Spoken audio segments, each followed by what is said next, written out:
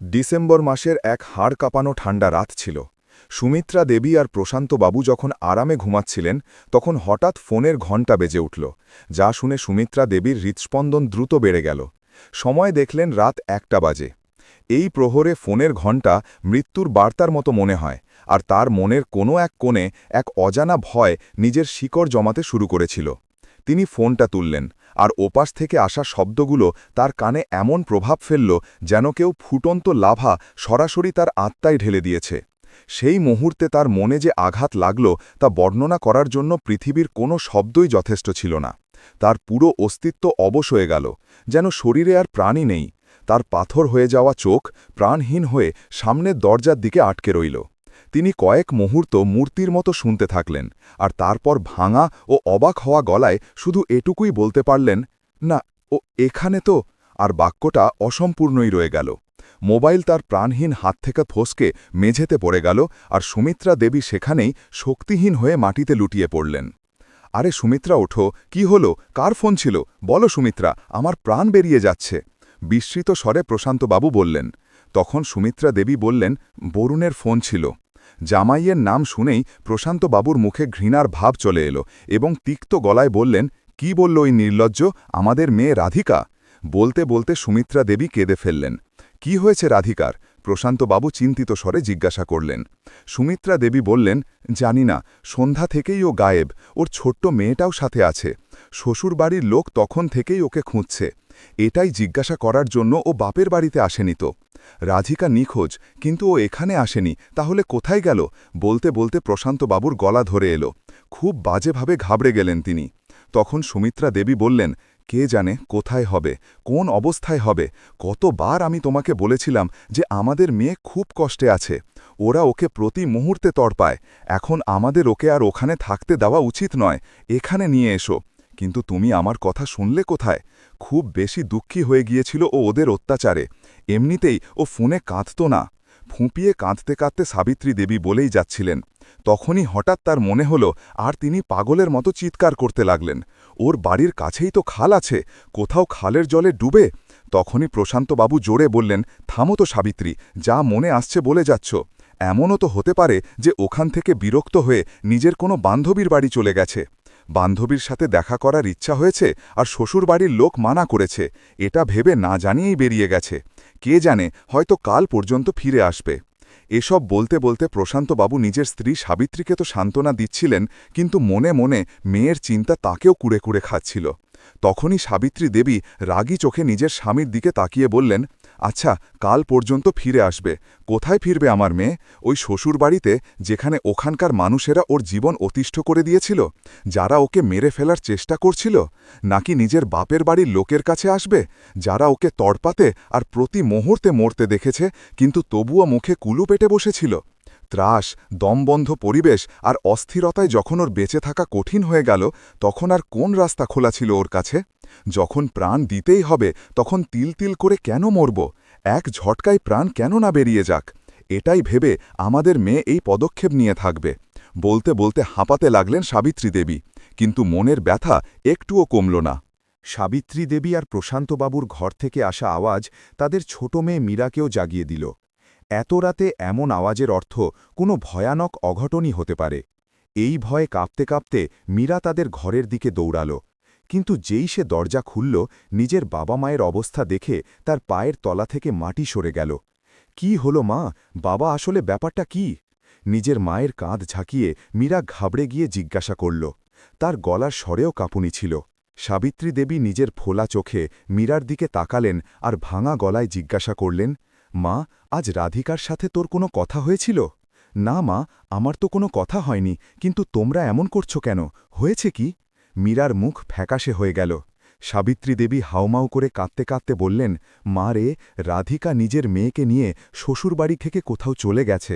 ওর কোনো খোঁজ পাওয়া যাচ্ছে না। কে জানে কোথায় হবে।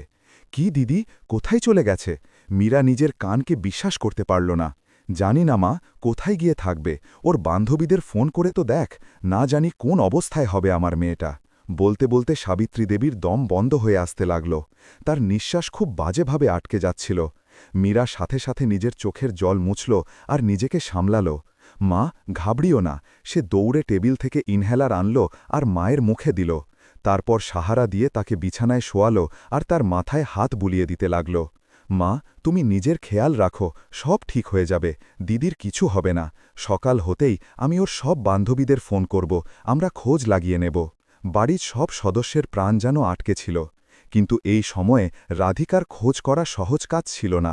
সকাল হলেই কোথাও যাওয়া সম্ভব ছিল। এদিকে সাবিত্রী দেবীর জন্য একটি মুহূর্ত কাটানো কঠিন হয়ে যাচ্ছিল।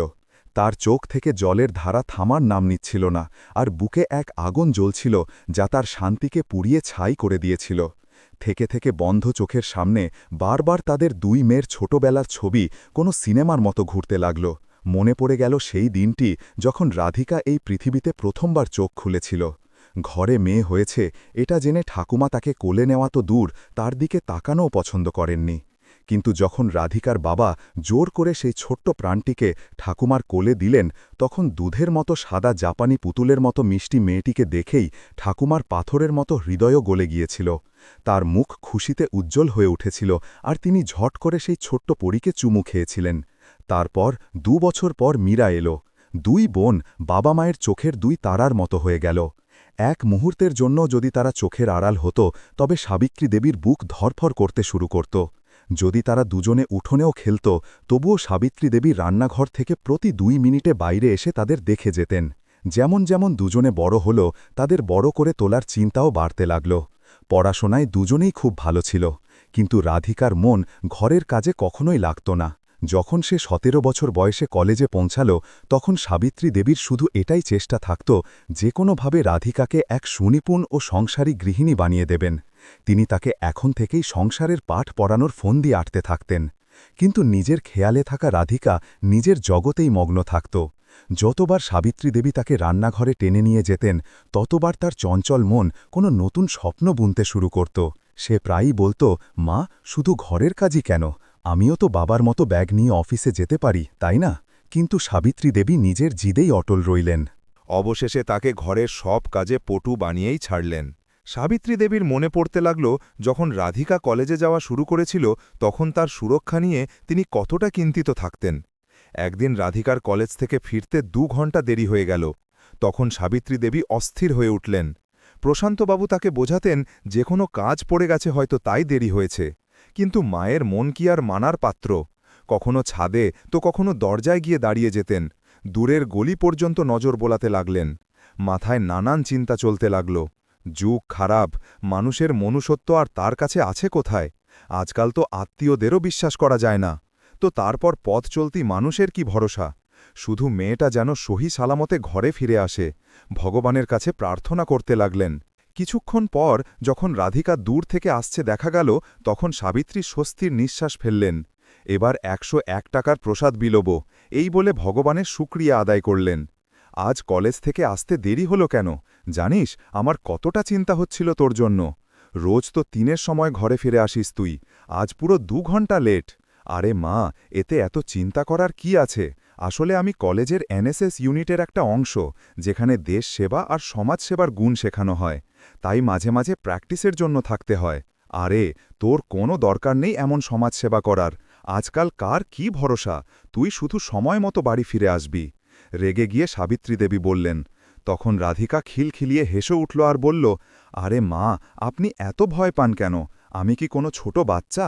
আজকালকার মেয়েরা মহাকাশ পর্যন্ত পৌঁছে গেছে, তাদের বাড়ির লোকেদের তো চিন্তা জ্বালাতন করে না। তখন সাবিত্রী দেবী বললেন, আরে মা, তুই জানিস না যে যুগ কতটা খারাপ চলছে। আজকাল না জানি কত মেয়েই অ্যাসিড অ্যাটাকের শিকার হচ্ছে। আর প্রতিদিন খবরের কাগজে আর টিভিতে যে খবর আসে, তা দেখে কোন মেয়ের মায়ের ভয় লাগবে না? পুলিশ আর প্রশাসনের কড়াকড়ি তো শুধু বলার জন্যই। সত্যি তো এটা যে আজ কারোর মনে পুলিশ আর আইনের কোনো ভয়ই আর বেঁচে নেই। গম্ভীর স্বরে সাবিত্রী দেবী বলেই যাচ্ছিলেন, তখন রাধিকা মুচকি হেসে বলল, মা, আপনি তো অকারণে এত চিন্তাভাবনা করে ভয় পান। আমাদের কলেজে তো এমন মেয়েরাও আছে যারা অন্য শহর আর গ্রাম থেকে আসে।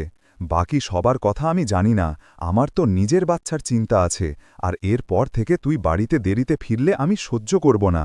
ছেড়ে দে এই সমাজসেবা, কোন মেডেল মিলবে এইসব জিনিসে অংশ নিয়ে?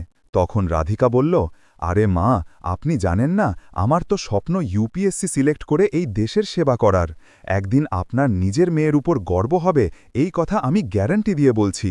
আজ রাধিকার ওই সব কথা মনে করে সাবিত্রী দেবীর হৃদয় কেঁপে উঠল। কত বড় বড় স্বপ্ন ছিল আমার মেয়ের চোখে, সেই সব স্বপ্ন চুরমার হয়ে গেল শুধু আমাদের একটা ভুলের কারণে। আসলে কলেজের পড়াশোনা শেষ করার পরেই সাবিত্রী দেবী আর প্রশান্তবাবু ওর জন্য সম্বন্ধ খোঁজা শুরু করে দিয়েছিলেন। রাধিকা নিজের বাবা মাকে মানানোর লক্ষ্য চেষ্টা করেছিল যে এখনই ও বিয়ে করতে চায় না, সিভিল সার্ভিস এক্সামের প্রস্তুতি নিতে চায়, কিছু একটা হয়ে দেখাতে চায়। কিন্তু তারা মানেননি। মা, আমরা তো শুধু এটাই চাই যে তাড়াতাড়ি তোমার হাত হলুদ করে তোমার সুরক্ষার ব্যাপারে আমরা নিশ্চিন্ত হয়ে যাই। তাই বিয়ে করে নিজের সংসার পাতো আর পরিবার সামলাও। এরপর আমাদের তোমার ছোট বোন মীরার ব্যাপারেও ভাবতে হবে। এতটুকু বলে প্রশান্তবাবু ওর ভাগ্যের ফয়সালা করে দিলেন। রাধিকার বাবা প্রশান্তবাবু, যিনি নিজের মেয়েদের ভবিষ্যৎ নিয়ে সব সময় চিন্তিত আর সতর্ক থাকতেন, তিনি অনেক আশা নিয়ে রাধিকার জন্য বরের খোঁজ শুরু করেছিলেন। যৌতুকের লোভী সমাজের তেতো সত্যির সাথে তিনি পরিচিত ছিলেন আর ভয় পেতেন যে কোথাও তার মাসুম মেয়ে কোনো ভুল মানুষের পাল্লায় না পড়ে। তিনি খুব সাবধানে পা ফেলছিলেন যে তখনই এক ঘটকের মাধ্যমে বরুণের সম্বন্ধ এলো। বরুণের পরিবারকে খানদানি ধনী বলা হয়েছিল, আর সবথেকে বড় স্বস্তির বিষয় এটা ছিল যে তারা যৌতুকের কোনো দাবি রাখেননি। এটা শুনে প্রশান্তবাবু এক দীর্ঘ স্বস্তির নিঃশ্বাস ফেলেছিলেন। তিনি বরুণের বাবা মায়ের কাছে স্পষ্ট শব্দে বললেন, আমরা যৌতুক প্রথার ঘোর বিরোধী। তখন বরুণের বাবা খুব ভদ্রভাবে উত্তর দিলেন, আরে ভাই সাহেব, আমাদের জন্য তো পুত্রবধূ নিজেই যৌতুক। আমরাও এই পুরনো বস্তাপচা কথায় বিশ্বাস রাখি না। আর এমনিতে ভগবানের দয়ায় আমাদের ঘরে কোনো জিনিসের অভাব আছে। একজন বাবা নিজের মেয়েকে নিজের খুশিতে যা চায় দিক, কিন্তু আমাদের তরফ থেকে কোনো দাবি নেই। শুধু আমরা চাই যে বিয়ে যেন তাড়াতাড়ি 15 দিনের মধ্যে হয়ে যায়। বরুণের বাবার এই মিষ্টি মিষ্টি কথা শুনে সাবিত্রী দেবী আর প্রশান্তবাবুর মন হালকা হয়ে গেল, যেন মাথা থেকে কোনো ভারী বোঝা নেমে গেছে। তারা খুশি মনে সম্বন্ধ পাকা করে দিলেন। কিন্তু এই সোনালি স্বপ্নের ওপর কালো ছায়া পড়তে শুরু হল। ঠিক শগুনের অনুষ্ঠানের একদিন আগে ঘটকের ফোন এলো, যার কথা শুনে প্রশান্তবাবুর পায়ের তলা থেকে মাটি সরে গেল। দেখুন ভাই সাহেব, এমনিতে তো আপনারা সব আয়োজন ভালোই করবেন। ঘটক তেল মাখানো কথায় বিষ গুলতে গুলতে বলল, কিন্তু ছেলের বাড়ির লোক শুধু এটাই চায় যে আত্মীয়দের মধ্যে তাদের না কুচু থাকুক। তাই শগুনের থালায় কমপক্ষে 5 লক্ষ নগদ আর তাদের পরিবারের জন্য সোনার গহনা তো থাকতেই হবে, বাকি আপনার ইচ্ছা। প্রশান্তবাবু স্তম্ভিত হয়ে গেলেন, কিন্তু তারপর তিনি ভাবলেন যে হয়তো এটা শুধু মান সম্মানের ব্যাপার, আর একটাই দাবি, তো তিনি মন খারাপ করে হ্যাঁ বলে দিলেন। বাড়িতে খুশির পরিবেশ ছিল, বিয়ের প্রস্তুতি জোর কদমে চলছিল। তখনই বিয়ের 3 দিন আগে ছেলের মা, যে এখন পর্যন্ত খুব সমঝোদার স্বাদ ছিল, সে নিজের আসল রূপ দেখাল। তিনি ফোনে খুব আদর করে বললেন, বোন, আমরা চাই যে আত্মীয়দের যে কাপড়গুলো আপনারা দেবেন সেগুলো ব্র্যান্ডেড হোক, আর শাড়িগুলো কমপক্ষে 5-7 হাজারের হওয়া চাই, আমাদের ইজ্জতের প্রশ্ন।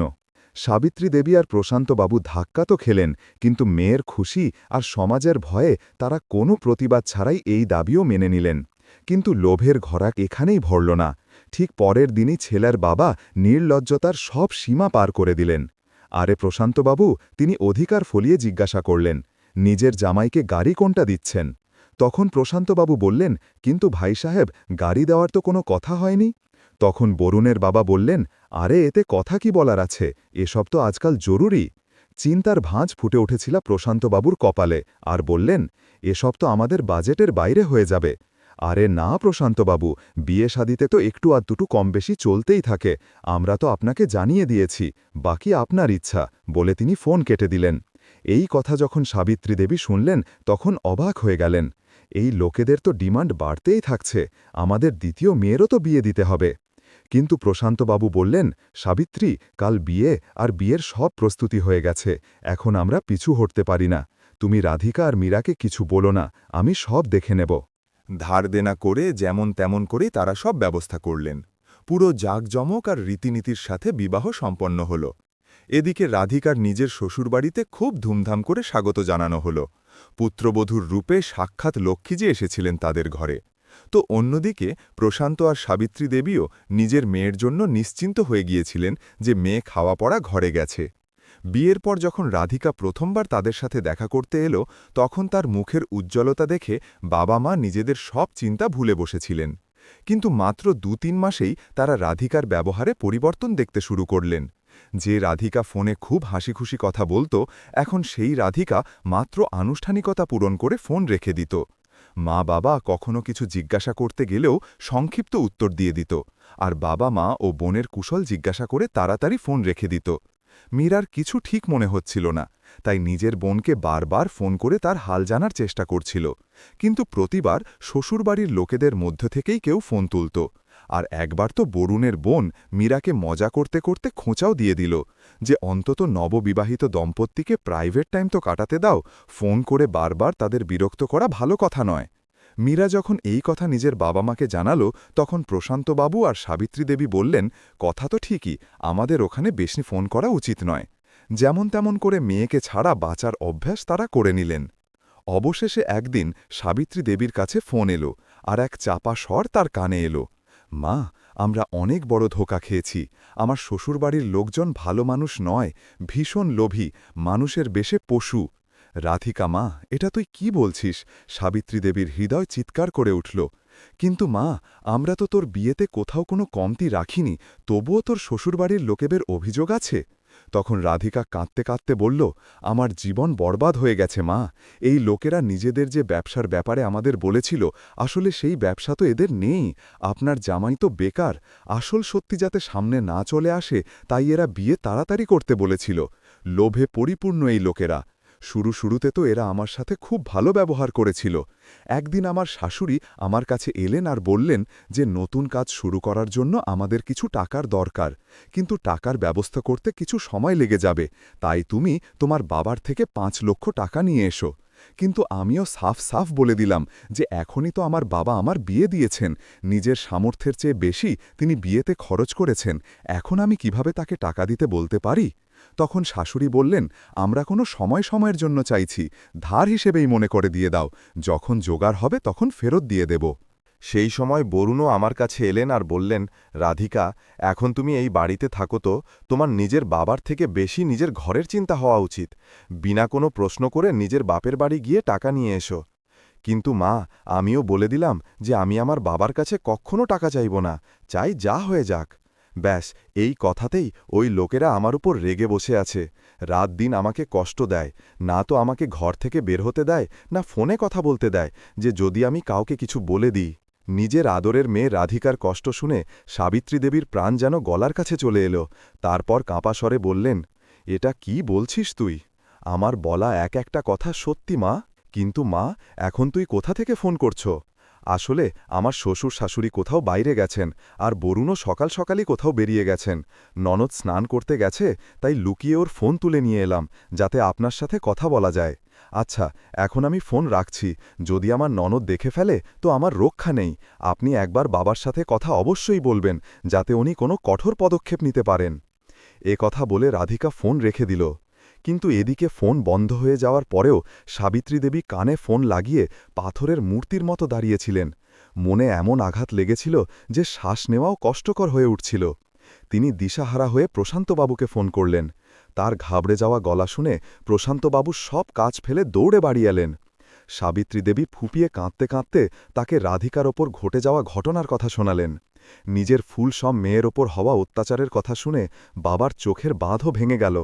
সাবিত্রী দেবী কাঁদতে কাঁদতে বললেন, এখন আপনিই কিছু করুন, জানি না আমার বাছা ওই পাষণ্ডদের মাঝে কিভাবে বেঁচে আছে।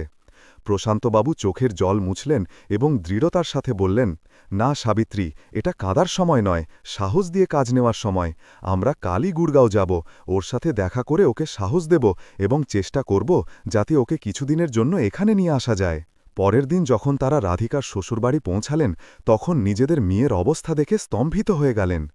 যে মুখে একসময় হাসি ফুটে থাকত, আজ সেখানে কেবল শূন্যতা। শ্বশুরবাড়ির লোকেদের ব্যবহার পুরোপুরি বদলে গিয়েছিল। যারা বিয়ের সময় হাসিখুশি ছিল, আজ তাদের মুখের রুক্ষতা আর রাগ। তারা রাধিকার সাথে ঠিকমতো কথা পর্যন্ত বলতে পারলেন না, কারণ শ্বশুরবাড়ির লোকেরা প্রতিটা মুহূর্ত পাহারা দিচ্ছিল। প্রশান্তবাবু সাহস সঞ্চয় করে বেআই মশাইকে জিজ্ঞাসা করলেন, ভাই সাহেব, যদি আপনার অনুমতি হয় তবে রাধিকাকে কিছুদিনের জন্য বাড়ি নিয়ে যেতাম। কিন্তু তিনি রাধিকাকে পাঠাতে সাফ অস্বীকার করলেন। পরের সপ্তাহে বোনের মেয়ের বিয়ে আর সব লোকের যাওয়া জরুরি, কথা বলে তিনি প্রশান্তবাবুর কথা এড়িয়ে গেলেন। ঠিক আছে, আমরা তারপর রাধিকা মাকে কিছুদিনের জন্য নিয়ে যাব, কথা বলে তারা দুজন সেখান থেকে চলে এলেন। আজ প্রশান্তবাবু এবং সাবিত্রী দেবী নিজেকে খুব অসহায় মনে করছিলেন। খুব ভারে মন নিয়ে স্বামী স্ত্রী দুজনেই মেয়ের শ্বশুরবাড়ি থেকে ফিরে এলেন। যে অবহেলা আর অপমানে ভরা পরিবেশে 2 ঘণ্টা কাটানোও তাদের জন্য কষ্টকর মনে হচ্ছিল, সেই পরিবেশেই তাদের মেয়ে 24 ঘণ্টা কাটায়, কথা ভেবে তাদের হৃদয় হাহাকার করছিল। সাবিত্রী দেবীর চোখে জল দেখে প্রশান্তবাবু বললেন, আরে চিন্তা করছো কেন সাবিত্রী? 15 দিন পর রাধিকার বান্ধবীর বিয়ে আছে না? তখন রাধিকাকে কিছুদিনের জন্য আমাদের কাছেই থাকতে ডেকে নেব। 15 দিন কেটে গিয়েছিল। রাধিকা দিল্লি তো এলো ঠিকই, কিন্তু কেবল নিজের বান্ধবীর বিয়ের জন্য, তাও স্বামীর সাথে। ইচ্ছে থাকা সত্ত্বেও মা বাবা জামাইয়ের সামনে মেয়ের সাথে কোনো কথা বলতে পারছিলেন না। মীরাও নিজের দিদির সাথে কথা বলার জন্য ছটপট করছিল। 2 মিনিটের জন্য বরুণ ওয়াশরুমে গেল, তখন সাবিত্রী দেবী আর মীরা রাধিকার সাথে কথা বলার সুযোগ পেলেন। তাকে খুব সাধারণ শাড়িতে দেখে মীরা রেগে গিয়ে বলল, এটা কি দিদি, নিজের বান্ধবীর বিয়েতে ভালোভাবে সেজেও আসিসনি? না গয়না, না ভালো জামা কাপড়। তখন রাধিকা ছলছল চোখে বলল, কি পরব? আমার সব গয়না আর জামাকাপড় তো এরা নিজেদের মেয়ের বিয়ের জন্য রেখে দিয়েছে, আমাকে তো দেখার সুযোগটুকুও দেয়নি। এ কথা শুনেই মীরা আর সাবিত্রী দেবীর বুক কেঁপে উঠল। তারপর তিনি বললেন, কিন্তু মা, আমাদের দেওয়া জিনিসপত্রও তোর বাড়িতে দেখলাম না, সেগুলোও কি? তখন রাধিকা বলল, কোথা থেকে থাকবে মা? এত শখ করে তোমরা আমাকে সংসারের যা যা জিনিস দিয়েছিলে, TV, fridge, AC, sofa, washing machine, সব কিছুই তো এরা বিক্রি করে খেয়েছে। তখনই সামনে থেকে রাধিকার স্বামী বরুণকে আসতে দেখা গেল, তাই সবাই একদম স্বাভাবিক হওয়ার নাটক করতে লাগলেন। রাধিকাকে কিছুদিন এখানে রেখে যাওয়ার জন্য সাবিত্রী দেবী তার স্বামী বরুণকে বললেন, কিন্তু উত্তরে নাই শুনতে হল। এবার অজুহাত ছিল যে পরের দিন তাদের বন্ধুর বাড়ি ডিনারে যেতে হবে, তাই রাধিকা অন্য কোনো দিন আসবে।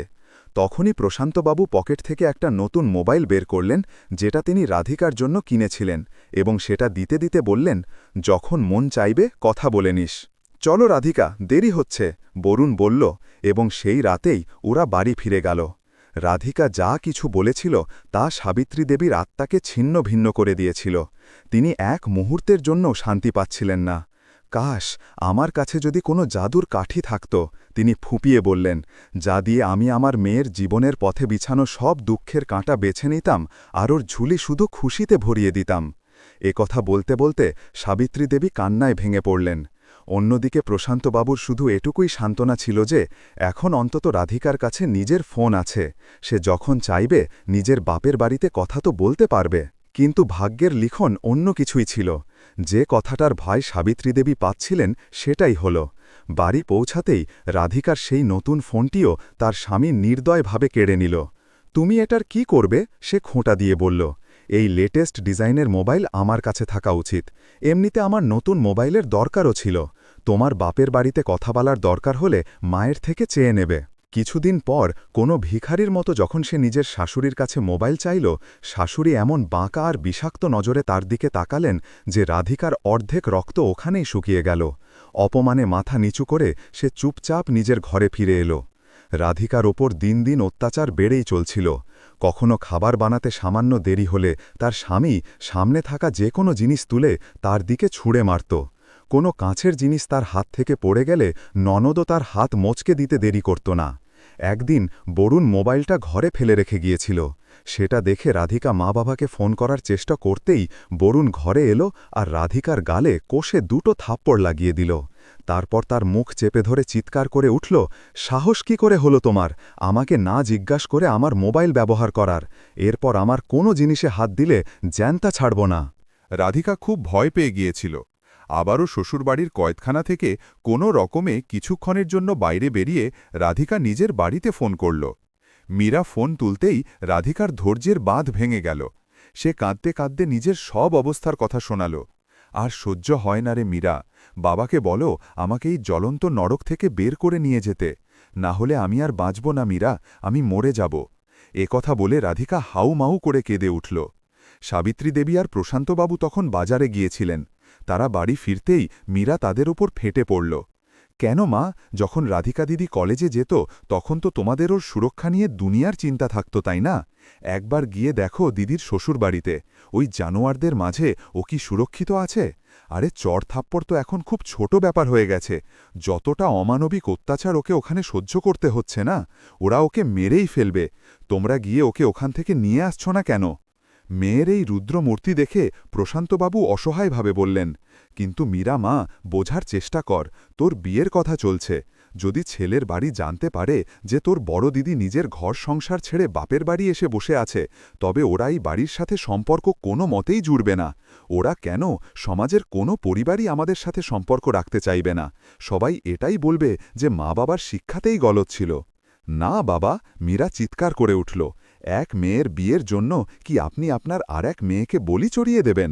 আর দিদির এই অবস্থা দেখে আমার তো বিয়ের নাম থেকেই বিশ্বাস উঠে গেছে। আমি বিয়েই করতে চাই না। মীরার কথা শুনে সাবিত্রী দেবীর মাতৃর হৃদয় জেগে উঠল। তিনি দৃঢ়তার সাথে বললেন, আপনি আমার মেয়েকে এখনই, এই মুহূর্তে গুরগাঁও থেকে ফিরিয়ে আনুন। যদি ওরা না পাঠায় তবে জোর করে টেনে আনুন, কিন্তু এই মিথ্যে মান সম্মান আর সমাজের ভয়ে আমি আমার ফুলসম মেয়ের কুরবানি দিতে পারব না। তখন প্রশান্তবাবু তাকে বোঝালেন, সাবিত্রী, আমার কথা বোঝার চেষ্টা করো, রাগের মাথায় সিদ্ধান্ত নিও না। আর কয়েক মাসেরই তো কথা, যখন রাধিকার কোলে একটা ছোট্ট শিশু খেলবে তখন শ্বশুরবাড়িতে ওর জায়গা আর মান সম্মান নিজে থেকেই তৈরি হয়ে যাবে। আমার পুরো বিশ্বাস আছে, আর সন্তান হবার পরেও যদি ওরা না শুধরোয় তবে আমি কসম খাচ্ছি, আমি পুরো জাত বিরাদরিকে ওদের বাড়িতে জড়ো করব। সমাজে নিজেদের থুতু ছিটোতে দেখে ওদের মাথা নত করতেই হবে। সে সময়ে ব্যাপারটা শান্ত হয়ে গেল। কিছুদিন পর রাধিকা এক ফুটফুটে কন্যা সন্তানের জন্ম দিল, কিন্তু মেয়ে হওয়ার পর শ্বশুরবাড়ির লোকেদের নজরে সে আরও বেশি অপরাধী হয়ে উঠল। এখন তো যখন তখন তার শাশুড়ি নিজের ছেলের দ্বিতীয় বিয়ে দেওয়ার হুমকি দিতে লাগল। যদি এই বাড়িতে থাকতে চাস তবে তোর বাবাকে বলে অবিলম্বে টাকার ব্যবস্থা কর, রাধিকার শাশুড়ি বলল। তখন রাধিকা বলল, কিন্তু মা, আমি কতবার বলেছি তাদের কাছে আর টাকা নেই। আচ্ছা, বাড়ি তো আছে তোর বাবার কাছে, সেটা বিক্রি করেই টাকা জোগাড় করুক। এতটা তো একজন বাবা মেয়ের জন্য করতেই পারে। শাশুড়ির কথা শুনে রাধিকা বলে উঠল, মা, নাতনি তো আপনারও, আপনি কি ওর শ্বশুরবাড়িতে এত টাকা দেবেন? কথা বলার সঙ্গে সঙ্গেই বরুণ এগিয়ে এসে রাধিকার গালে এক জোরদার থাপ্পড় বসিয়ে দিল। বেশরম, তোর এত বড় সাহস যে আমার মায়ের মুখে কথা বলিস! রাধিকার মাথা ঘুরে গিয়েছিল। তখনই তার শাশুড়ি বলল, এখন দাঁড়িয়ে দাঁড়িয়ে আমাদের মুখই দেখবি নাকি? গিয়ে চা বানিয়ে নিয়ে আয়। কিছুক্ষণ পর রাধিকা যখন চায়ের ট্রে নিয়ে ঘরের ভেতরে আসতে গেল, তখন তার কানে স্বামী আর শাশুড়ির কিছু কথা ভেসে এলো। কিছুক্ষণ সে ওখানেই দাঁড়িয়ে রইল। ভেতর থেকে আওয়াজ এলো, এবার যদি মেনে নেয় তো ঠিক আছে, না হলে আগে ওর মেয়েকে সরা, তারপর এই মহারানীকে। তোর দ্বিতীয় বিয়েতে আমরা প্রচুর যৌতুক নেব। কথা শুনে রাধিকার পায়ের তলা থেকে মাটি সরে গেল। তার মাথা ঘুরতে শুরু করল। তারপর কোনো রকমে নিজেকে সামলে সে ভেতরে এলো এবং সবাইকে চা দিল। পরের দিন যখন রাধিকার শাশুড়ি নিজের ঘরে ঘুমোচ্ছিলেন এবং বাড়ির বাকি সদস্যরা কেউ ছিল না, তখন রাধিকা চুপি চুপি বাড়ি থেকে বেরোল এবং কারো থেকে মোবাইল চেয়ে নিজের মাকে ফোন করল। সে বলল, আমি সিদ্ধান্ত নিয়ে ফেলেছি মা, আজই আমি আমার মেয়েকে নিয়ে দিল্লি পৌঁছাচ্ছি। শুধু এটা জানার জন্য ফোন করেছি যে আমার এই সিদ্ধান্তে মা বাবা আমার সাথে আছেন কিনা। কিন্তু মেয়ে, হয়েছেটা কি, খুলে বল। মা, বেশি সময় আমার কাছে নেই, শুধু এটুকু বুঝে নাও যে এখন আমার এখানে থাকা অসম্ভব। এখন পর্যন্ত এরা আমার সাথে যা করছিল তা করছিল, কিন্তু এখন কথা আমার মেয়ের উপর এসে পড়েছে, আর এটা আমি একদম সহ্য করব না। আমি শুধু এটা জিজ্ঞেস করার জন্য ফোন করেছি যে আমি কি আমার বাড়ি ফিরে আসতে পারি। তখন সাবিত্রী দেবী বললেন, কিন্তু মা, আজ তোর ছোট বোনকে দেখতে ছেলের বাড়ির লোক আসছে, আর কিছুক্ষণের মধ্যেই পৌঁছাবে। ওরা যাওয়ার পর আমি তোর বাবার সাথে কথা বলছি। ঠিক আছে মা, হতাশ স্বরে রাধিকা বলল এবং ফোন রেখে দিল। আর মাঝ রাতেই রাধিকার শ্বশুরবাড়ি থেকে গায়েব হওয়ার খবর চলে এলো। বিছানায় শুয়ে সাবিত্রী দেবী বুঝতে পারলেন যে সকাল হয়ে গেছে। প্রশান্তবাবু প্রতিবেশীর সাথে পরামর্শ করতে বেরিয়ে গেলেন যে আসলে কি করা উচিত। এদিকে মীরা রাধিকার বান্ধবীদের ফোন করে রাধিকার খোঁজ নিচ্ছিল। তখনই সাবিত্রী দেবী নিজের ঘরের দেওয়ালে টাঙানো রাধিকার ছবিগুলো এক এক করে দেখতে লাগলেন। 2 বছরের খিলখিলিয়ে হাসা ছোট্ট রাধিকা, কাঁধে ব্যাগ ঝুলিয়ে স্কুলে যাওয়া চটপটে রাধিকা, কিছু করে দেখানোর জেদ নিয়ে বড় হওয়া কলেজ পড়ুয়া রাধিকা, চোখে এক রাস স্বপ্ন সাজিয়ে কনে সাজা রাধিকা। তারপর হঠাৎ তার চোখের সামনে এক অদেখা ছবি ভেসে উঠল, উঁচু ব্রিজ থেকে নদীতে ঝাঁপ দেওয়া। না, এমন হতে পারে না। তুই কোথায় আছিস আমার মা? কি অবস্থায় আছিস? আজ আমি কত অসহায় হয়ে গেছি। সাবিত্রী দেবীর হৃদয় কেঁদে উঠল। ঠিক সেই সময় ফোনের ঘণ্টা বেজে উঠল, যা শুনে সাবিত্রী দেবীর শ্বাস আটকে গেল। আজ তার এত সাহস ছিল না যে ফোন তুলে মেয়ের ব্যাপারে কোনো খারাপ খবর শুনবেন। তখনই মীরা দেরি না করে দৌড়ে ভেতরে এলো এবং ফোন তুলে কাঁপা কাঁপা গলায় বলল, হ্যালো। ওপাশ থেকে কোনো ব্যক্তি কোনো বার্তা দিল। ফোন শুনতে শুনতে মীরার চোখ দিয়ে জল গড়িয়ে পড়তে লাগল এবং ফোন রেখে কপাল ধরে সে জোরে জোরে কেঁদে উঠল। ততক্ষণে প্রশান্ত বাবুও বাড়ি ফিরে এসেছিলেন। সাবিত্রী দেবী আর প্রশান্ত বাবু তার অবস্থা দেখে ভেতর পর্যন্ত শিউরে উঠলেন। কার ফোন ছিল? সাবিত্রী দেবী তার রুদ্ধ গলায় খুব কষ্টে জিজ্ঞেস করলেন। কিন্তু মীরা কিছু বলতেই পারছিল না। মেয়ে, কিছু তো বল, কার ফোন ছিল? সবকিছু বোঝা সত্ত্বেও প্রশান্তবাবু অধৈর্য হয়ে বললেন। তখনই মীরা নিজের মা বাবাকে জড়িয়ে ধরে অঝরে কাঁদতে লাগল এবং বলল, ভগবান আমাদের কথা শুনেছেন বাবা, দিদি একদম ঠিক আছে। তুই কি সত্যি বলছিস মা? সাবিত্রী দেবীর মলিন মুখে একটা হাসি ফুটে উঠল। হ্যাঁ মা, দিদি কাল সন্ধেবেলাতেই গুড়িয়াকে নিয়ে মহিলা কমিশনের কাছে পৌঁছে গিয়েছিল। ওখানে দিদি একদম সহি সালামত আছে, আর কমিশনের সাহায্যে ও নিজ শ্বশুরবাড়ির লোকেদের বিরুদ্ধে পুলিশে অভিযোগও দায়ের করেছে। এটাই জানানোর জন্য দিদি ফোন করেছিল, যাতে আমরা ওর চিন্তা না করি। এই কথা শুনেই প্রশান্তবাবু তাড়াতাড়ি উঠলেন এবং বাড়ির বাইরে বেরোতে গেলেই সাবিত্রী দেবী জিজ্ঞেস করলেন, কোথায় যাচ্ছেন? নিজের মেয়ে রাধিকাকে বাড়িতে আনতে। ভগবান আমাদের নিজেদের ভুল শোধরানোর সুযোগ দিয়েছেন, আর এই সুযোগ আমি হারাতে চাই না। সমাজ যা খুশি বলুক, আমার কিছু যায় আসে না। এতটুকু বলে প্রশান্তবাবু বাড়ি থেকে বেরিয়ে গেলেন। দুপুরের সূর্য তখন মাথার উপর। বাড়ির বাইরে ট্যাক্সি এসে থামল। প্রশান্তবাবু নিজের মেয়ে রাধিকা আর ছোট্ট নাতনিকে নিয়ে বাড়ি ফিরলেন। রাধিকাকে দেখেই সাবিত্রী দেবীর মমতার বাঁধ ভেঙে গেল। তিনি দৌড়ে গিয়ে তাকে জড়িয়ে ধরে অঝরে কাঁদতে লাগলেন। রাধিকাও মায়ের বুকে মাথা রেখে নিজের সব দুঃখ চোখের জলে ভাসিয়ে দিতে লাগল। তখনই প্রশান্তবাবুর ফোন বাজল। তিনি ফোন তুললেন। ওপাশ থেকে আওয়াজ এলো, অভিনন্দন প্রশান্তবাবু, ছেলের বাড়ির লোকেদের আপনার মেয়ে মীরাকে খুব পছন্দ হয়েছে, তারা সম্বন্ধটা পাকা করতে চান। এটা শুনে প্রশান্তবাবু বললেন, কিন্তু আমরা এখন মীরার বিয়ে দিতে চাই না। আমি এখন আমার মেয়েকে পড়াতে চাই, যাতে সে নিজের পায়ে দাঁড়াতে পারে। কথা বলে প্রশান্তবাবু ফোন রেখে দিলেন। সাবিত্রী দেবী আর তার দুই মেয়ে অবাক হয়ে প্রশান্তবাবুর দিকে তাকিয়েছিল, যেন তাদের নিজেদের কানকে বিশ্বাস হচ্ছিল না যে ইনি সেই বাবা যিনি কাল পর্যন্ত সমাজের ভয়ে কুঁকড়ে ছিলেন। তখনই প্রশান্তবাবু রাধিকার দিকে ঘুরলেন এবং স্নেহের সাথে বললেন, রাধিকা মা, তুমিও তোমার অসম্পূর্ণ পড়াশোনা শেষ করো, ইউপিএসসির প্রস্তুতি শুরু করে দাও। আমি আমার দুই মেয়েকেই সমাজে মাথা নিচু করে নয়, বরং গর্বের সাথে মাথা উঁচু করে চলতে দেখতে চাই। প্রশান্তবাবুর একথা বলার অপেক্ষা ছিল, রাধিকা আর মীরার চোখে খুশির জল চলে এলো। দুই মেয়ে দৌড়ে গিয়ে তাদের বাবাকে জড়িয়ে ধরল, যেন আজ তারা নতুন জীবন পেল। প্রায় 6 মাস চলা দীর্ঘ আইনি লড়াইয়ের পর রাধিকার সাথে বরুণের বিবাহ বিচ্ছেদ হয়ে গেল। এখন রাধিকা নিজের সমস্ত শক্তি, সমস্ত জেদ নিজের পড়াশোনায় ঢেলে দিল। দিন রাত এক করে সে নিজের লক্ষ্যের দিকে এগোতে লাগল। সময়ের চাকা ঘুরল। দেখতে দেখতে 4 বছর কেটে গেল। আজ বিবাহ বিচ্ছেদের 4 বছর পর সেই বরুণ, যে একদিন নিজের স্ত্রীকে যৌতুকের জন্য অত্যাচার করত, আজ নিজের বোনকে ন্যায় বিচার পাইয়ে দেওয়ার জন্য ঘুরছিল। তার বোনের সাথে তার শ্বশুরবাড়ির লোক ঠিক তেমনই ব্যবহার করছিল, যেমনটা একদিন রাধিকার সাথে তার শ্বশুরবাড়িতে করা হতো। বোনের শ্বশুরবাড়ির লোকেদের বিরুদ্ধে আবেদন নিয়ে যখন বরুণ নিজের বুড়ো মা আর রোরুদ্যমান বোনকে নিয়ে এসপি অফিসের ভেতরে ঢুকল, তখন সাহেব নিজের চেয়ারে ছিলেন না। বোনের মা আর বোন ভয়ে ভয়ে এক কোনায় চেয়ারে বসল, আর বরুণ কাঁপা কাঁপা হাতে নিজের আবেদনপত্র সামনের টেবিলে রাখল। কিছুক্ষণ পরেই জুতোর খটখট আওয়াজ গুঞ্জরিত হল। এসপির পোশাকে কাঁধে তারার ব্যাজ লাগিয়ে একজন মহিলা দ্রুত এবং দৃঢ় পায়ে ঘরে ঢুকলেন এবং নিজের চেয়ারে বসলেন। যেই ওই মহিলা মাথা তুললেন, বরুণের পায়ের তলা থেকে মাটি সরে গেল। তার মুখ ফ্যাকাশে হয়ে গেল, যেন সে কোনো ভূত দেখেছে। কারণ এসপির ওই দমদার চেয়ারে বসা আধিকারিক আর কেউ নয়, তার প্রাক্তন স্ত্রী সেই রাধিকাই ছিল, যাকে সে একদিন পায়ের জুতো মনে করত। রাধিকাও তাকে চিনে ফেলেছিল। সে একবার চোখ তুলে ওদের দিকে তাকাল। তখনই তার নজর বরুণের বোনের ওপর পড়ল। মুখে আর হাতে কালশিটে দাগগুলো স্পষ্ট সাক্ষ্য দিচ্ছিল।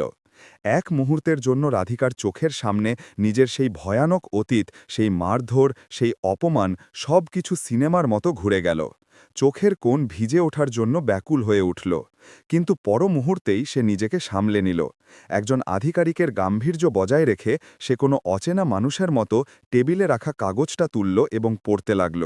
এদিকে বরুণ আর তার মায়ের অবস্থা এমন ছিল যেন শরীরে রক্ত নেই, লজ্জা আর ভয়ে তাদের আত্মা কাঁপছিল।